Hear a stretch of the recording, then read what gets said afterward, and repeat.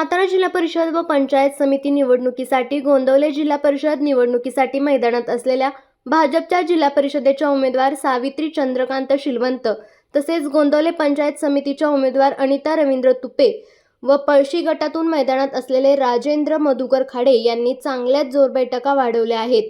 माजी जिल्हा परिषद सदस्य असलेले दिलीप तुपे यांच्या कन्या गौरी दिलीप तुपे यांना दिलीप तुपे यांच्या राजकीय कारकिर्दीतील जनसंपर्काचा तर अनिता तुपे यांना पती मान तालुका कृषी उत्पन्न बाजार समिती संचालक रवींद्र तुपे यांच्या जनसंपर्काचा फायदा होणार असून सरस कोण हे येत्या काळात स्पष्ट होईल। सातारा जिल्हा परिषदेच्या निवडणुकींचं बिगुल वाजले आणि गोंदवले गटातून शिलवंतांना उमेदवारी भारतीय जनता पार्टीकडून देण्यात आलेली आहे। तर तुमच्या पत्नी अनिता तुपे ही मैदानात आहेत आणि त्याच गोंदवले गणातून गौरी तुपेंना राष्ट्रवादी काँग्रेस पार्टीकडून उमेदवारी देण्यात आलेली आहे। तर आता तुम्ही अधिकृत उमेदवार तुमच्या पत्नीला मिळालेले आहे, तर काय सांगाल, कशा पद्धतीने लोकांचं वातावरण, कशा पद्धतीने तुम्ही मतदारांपर्यंत जाताय? सन्माननीय माझे विश्व महाराष्ट्र राज्याचे ग्रामविकास आणि पंचायत राज मंत्री जयकुमार गोरे भाऊ यांच्या विश्वासास दिलेलं तिकीट आहे भारतीय जनता पार्टीचं आणि भाऊंच्या कामाची पद्धत आणि ध्यास त्याच पद्धतीनं मी एक शेतकरी शेतमजूर कामगाराचा मुलगा आहे आणि 2008 पासून भाऊंच्या बरोबर काम करत असताना भाऊंच्या अनेक गोष्टी ज्ञात आहेत, काम करण्याच्या पद्धती ज्ञात आहेत। त्यामुळं माझ्याकडं असं मला वाटत नव्हतं की माझ्याकडे पैसे नाहीत आणि मला उमेदवारी भाऊ देतील, पण कामाच्या पद्धतीवर लोकांच्या संपर्कावर माझ्या पत्नीला भारतीय जनता पार्टीचं गोंदवले बुद्रुक गणाचं तिकीट सन्माननीय भाऊ यांनी दिलेलं आहे आणि लोकांच्या जात असताना भाऊंच्या कामाची पद्धत आणि मी त्यांच्या पावलावर पाऊल ठेवून करत असलेलं काम, त्यामुळं मला असं वाटतंय की गोंदवली गणातील मतदार बंधू आणि भगिनी मला असं डावलणार नाहीत।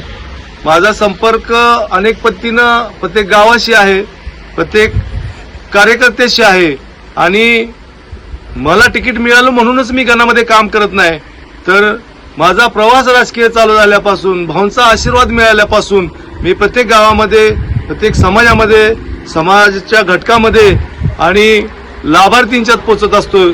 माझं मी सगळं बाजूला ठेवून एखाद्या कार्यकर्त्याचा फोन आला तर त्या कार्यकर्त्याच्या मदतीसाठी धावत असतोय, मग ती सामाजिक असेल किंवा शैक्षणिक अडचण असेल, या सगळ्या बाबीमध्ये मी गेले 20-22 वर्ष प्रवास करत आहे आणि भाऊंच्या माध्यमातून लोकांना केलेली मी मदत, मी या निवडणुकीमध्ये माझ्या पत्नीला 100% मदत होणार आहे। त्यामुळं मला असं वाटत नाही की बाबा लोक मला डावलतील। तुम्ही आता प्रथमच जिल्हा पंचायत समितीसाठी उमेदवारी अर्ज दाखल केलेला आहे आणि तुम्ही अगोदरही मार्केट कमिटीचं संचालक म्हणून काम केलेलं आहे, त्याही वेळी तुम्ही निवडून आलेला आहात, तर कशा पद्धतीने त्या पदाचा तुम्हाला फायदा होईल आणि राजकीय कशा पद्धतीने वातावरण असणार आहे? भाऊंचा विश्वास आणि माझी निष्ठा ही सामान्य कार्यकर्त्यांना, सामान्य मतदारांच्या मध्ये जरी चौकशी केली तरी मी एक निष्ठावान कार्यकर्ता आहे आणि दिलेला शब्द तो मी भाऊंच्याकडून प्रत्येक वेळेस पूर्ण करून घेतलेला आहे, त्यामुळे मतदार मला डावलणार नाहीत 100%। आता तुमच्या विरोधात प्रतिस्पर्धी असलेले दिलीप तुपे यांच्या मुलीला उमेदवारी दिलेले, तर त्यांचा अनेक वर्षाचा राजकीय अभ्यास असेल किंवा राजकीय अनुभव, ते जिल्हा परिषदेला सदस्य होते, तर तुमच्या प्रस्थापितांविरोधात तुम्ही लढताय, तर काय सांगाल?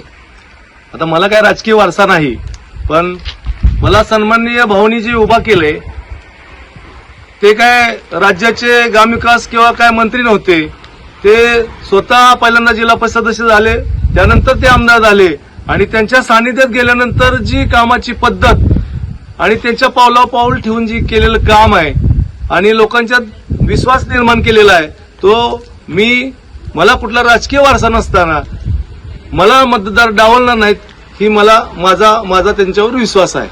उमेदवारी डिक्लेअर झाली आणि तुम्ही अधिकृत उमेदवार म्हणून जाहीर झाला, तर काय भावना होत्या त्यावेळेस? मला अक्षरशः रडायला आलं की एक सामान्य शेतमजुराचा पोरगा, त्याला कुठलंही राजकीय वलय नाही किंवा आर्थिक सक्षम नाही, खूप बॅकग्राऊंड नाही, अशा सामान्य कुटुंबातल्या पोराला भाऊनी काय विचार करून तिकीट दिलं मला माहित नाही, पण अक्षरशः मला असं आनंद अश्रू आले होते की माझ्या कुठल्या विश्वासानं भाऊनी मला तिकीट दिलं. त्यामुळे मी भाऊंचा खूप खूप आभारी आहे. लोकांची सेवा करायची संधी उपलब्ध करून दिली. मी मतदारसंघामध्ये, गणामध्ये, गटामध्ये, कुठल्याही गावामध्ये आर्थिक, राजकीय असू द्या, सामाजिक असू द्या, कुठल्याही बाबतीत कशातच कमी पडणार नाही. लोकांच्या संपर्कातच राहीन, 24 तास काम करीन. निवडून आल्यानंतर काय काय तुमचं विजन राहणार आहे? खरं बघितलं तर विजयच्या बाबतीतलं माझ्या मागे मोठी भिंत उभी आहे. महाराष्ट्र राज्यामध्ये महाराष्ट्र राज्याचे ग्रामविकास आणि पंचायत राज मंत्री सन्माननीय माझे विश्व जयकुमार गोरेजी भाऊ यांचं खूप मोठं विश्व माझ्या मागे आहे. आपलं मुळातच माझं विजन असं आहे की माझ्या मतदारसंघामध्ये, माझ्या गणामध्ये, माझ्या गटामध्ये काम करत असताना जी उणीव आहे की जी मुलं खूप शिकून एमपीसी यूपीसी साठी बाहेर जातात आणि कुठंतरी क्लास लावून खर्च होत असतो पालकांना, इथं शेतमजूर किंवा शेती करून पैसे कमवायचे आणि सिटीमध्ये मुलांना पोचताना खूप उणीव भासते, तेव्हा मी सन्मानपूर्वक सांगतो की माझे विश्व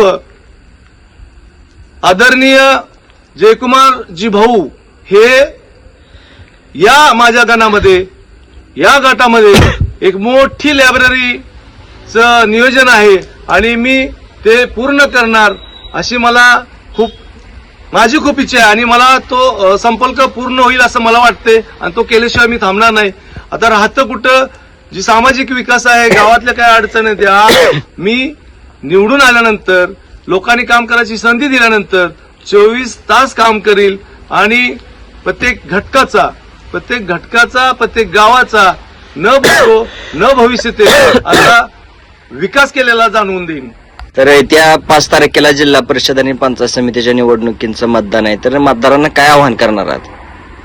येत्या 5 तारखेला जिल्हा परिषद आणि पंचायत समितीच्या निवडणुकीच्या अनुषंगानं मतदान होत आहे.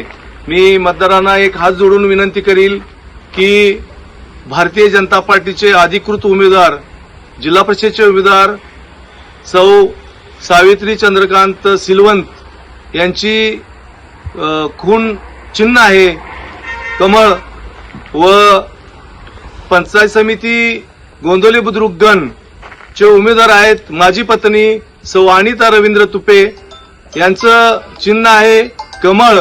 तसेच पंचायत समिती गण पळशी चे उमेदवार आहेत डॉक्टर राजेंद्र मधुकर खाडे, त्यांचं चिन्ह आहे कमळ. तेव्हा येत्या 5 तारखेला तिन्ही उमेदवारांना कमळापुढील बटन दाबून भरघोष मताने निवडून द्यावं आणि आपली काम करायची संधी उपलब्ध करून द्यावी, एवढेच मी हात जोडून विनंती करील. जय हिंद, जय महाराष्ट्र. आपल्या तालुक्यातील जिल्ह्यातील बातम्या सर्वप्रथम पाहण्यासाठी आजच सातारा न्यूजला YouTube चॅनलवर सबस्क्राईब करा, लाईक करा, शेअर करा आणि बेल आयकॉन प्रेस करायला विसरू नका.